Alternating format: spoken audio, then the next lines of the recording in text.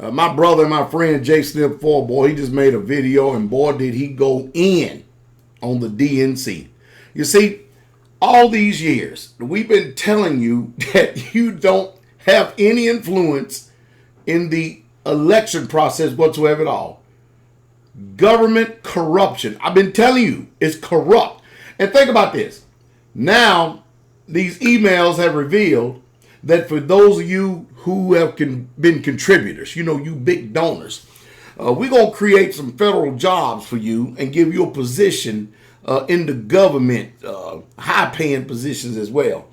And I made a video some time ago and said, man, black people, don't vote for Democrat. Don't vote for, I'm telling y'all, this stuff is rigged to the core. Now we got government corruption.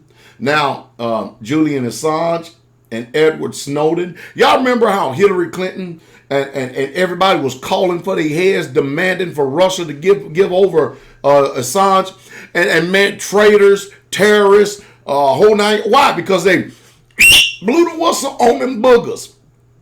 You see how wicked this country is? Do you see it? And now the Bernie supporters. They're walking out of the Democratic National Convention. Literally walking out because they said they have been disrespected. There's no respect to the process. I told y'all, they've been stage playing, dog and pony show. And the truth is, let's just really go ahead and tell the truth. The truth is, we need to start asking ourselves, what has Bernie Sanders been promised? Because he's staying the course with this we need to join together thing. I'm telling you, and he's the one that's been taken advantage of. And his supporters ain't playing it. They are not playing this game. Politicking, lying, government corruption, election fraud. I can go on and on with the superlatives. There is no justice in this land. I keep telling you, look. With the things that have come out with just Hillary Clinton alone, she should be thrown in jail for 1,000 years.